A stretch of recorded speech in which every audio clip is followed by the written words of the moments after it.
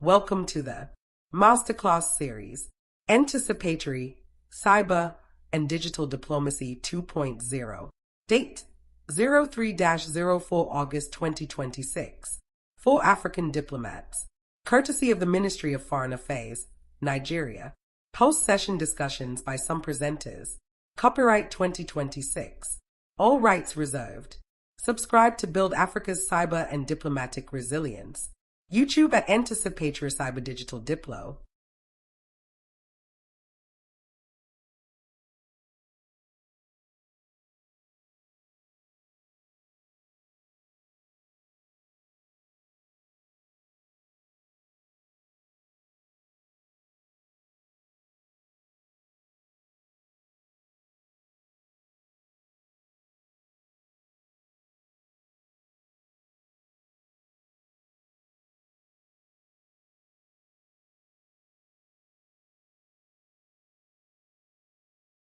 Come back on that one. So you mentioned value in cyber attaches. Completely agree. We do have a cyber policy lead at the British High Commission who would typically have been here today, but we're just in between staff on that role, and the new role holder will be out in about 2 weeks. So it's a great idea. We agree. We are doing that. We'd be very happy to link you up with her when she arrives at Post in a couple of weeks.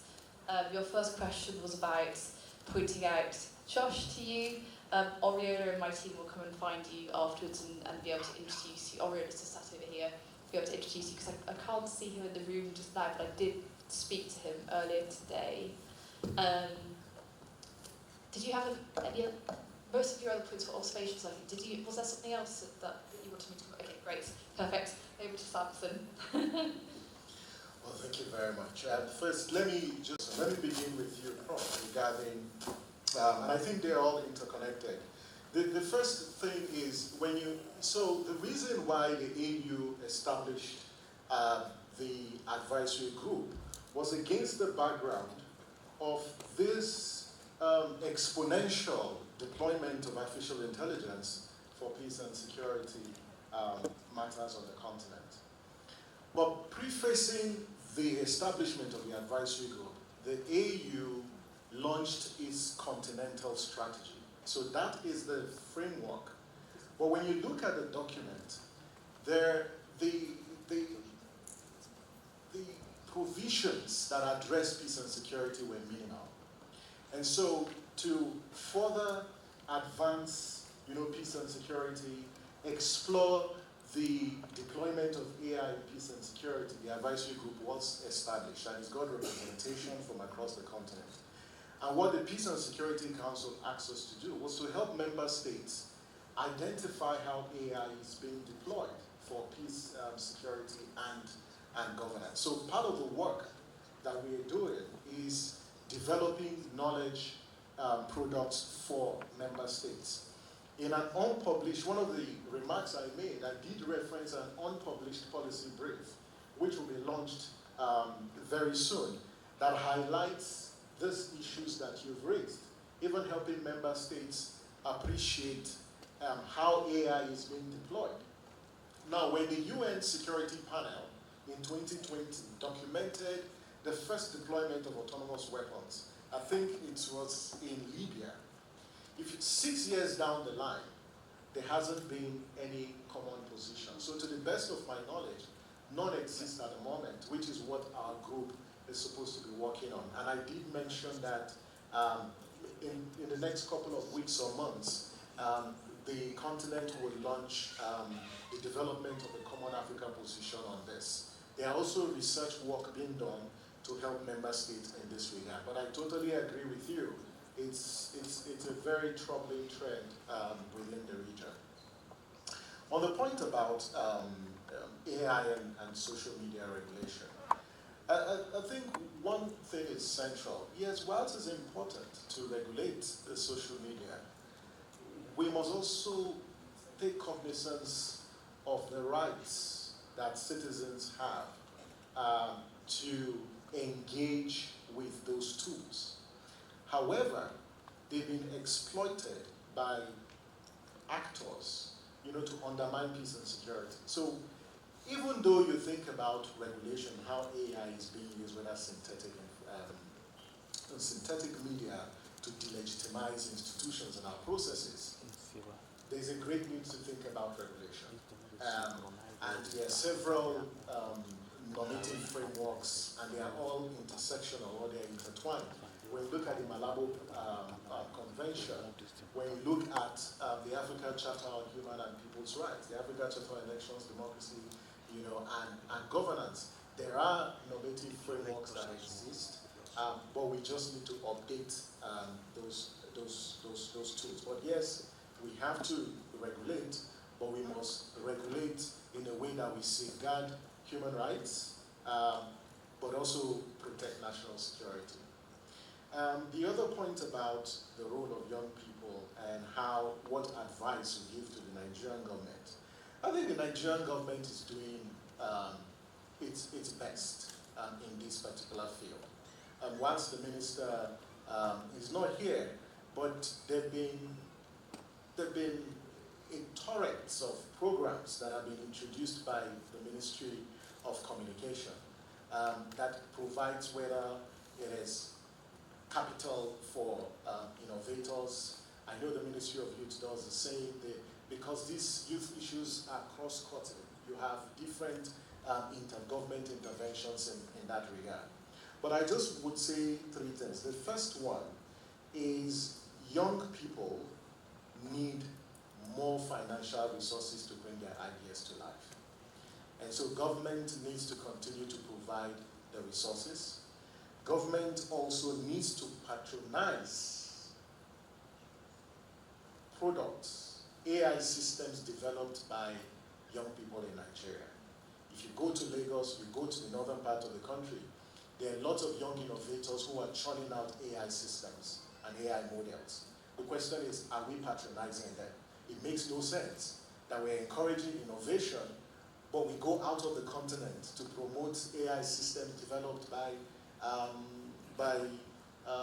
companies outside of the continent. I just referenced, the data that shows, if you look at in 2025, most of the AI models were developed by countries in the US. It doesn't mean that there aren't young people in Kenya, in Nigeria, in South Africa, in Egypt who are developing these models. We just need to be intentional in promoting them. And lastly is just opportunities and creating that exposure for young people. So I think, yes, the government needs to continue to do what it's doing, but I will just end with a quote from a recent study by Cambridge. And this is a quote from a Boko Haram operative. And he said, "Trial and error can kill you, but AI gives you accuracy." This is a call to action, that as practitioners who work in this space, we've got to accelerate our engagement in whether it's AI deployment or autonomous technologies, because bad actors are leveraging this tool to undermine peace and security. And I hope that the 2 days that we will spend together will invite us into a new thinking, a new approach, and with a new set of tools to how we move faster, because the train left the station a long, long time ago. Thank you. It looks at how we can collectively, globally, bring about a framework for fair and consistent use of technology across different jurisdictions. And I think there's a part for all countries to play in that, in terms of working out what is best for everyone and how we can kind of collectively build up that framework. And then in terms of Nigeria's role in digital cyber diplomacy more broadly, I think things like this are great. I think Samson's earlier point about investing in the youth of Nigeria, the youth of Africa when they're developing products, rather than looking further overseas to kind of source tech, I think is a really important point. And I think things like that we can collectively do to invest in the expertise that we already have here, to reinforce our systems, and build our networks is exactly the route we should be going down. Thank you very much.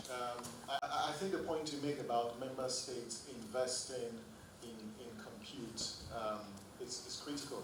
And I think part of what the minister said today about it's about building that infrastructure.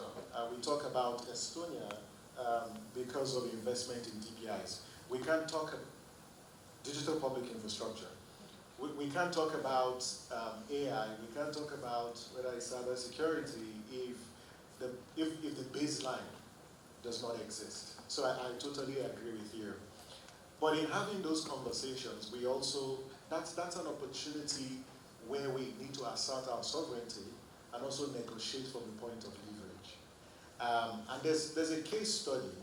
If you look at what happened to Kenya, Microsoft was going to invest in building a data center worth about $1 billion. I think it's Microsoft and G24, G34 company. But that deal failed, and the reason why it failed was because Kenya refused one of the terms that would subject it to subscribing, I think, annually to the service provided by that country. And so as we think about compute, as we think about building data centers, we need to be conscious, of our own national interest and our own sovereignty. So we are not outsourcing it on the altar of a need or a pressure, to digitize or adopt technologies. I just hope that sinks deep because this continent has so much. Most of the tools that they use to produce these technologies that we use are gotten from this continent. And let's convert that into leverage when we negotiate with these companies. Again? Okay, just... Hosted by Federal Ministry of Foreign Affairs, Nigeria. Facilitated by Consultancy Support Services, CS2, Limited. info@consultancys.com. Copyright at 2026. All rights reserved. Subscribe to build Africa's cyber and diplomatic resilience. YouTube at Anticipatory Cyber Digital Diplo.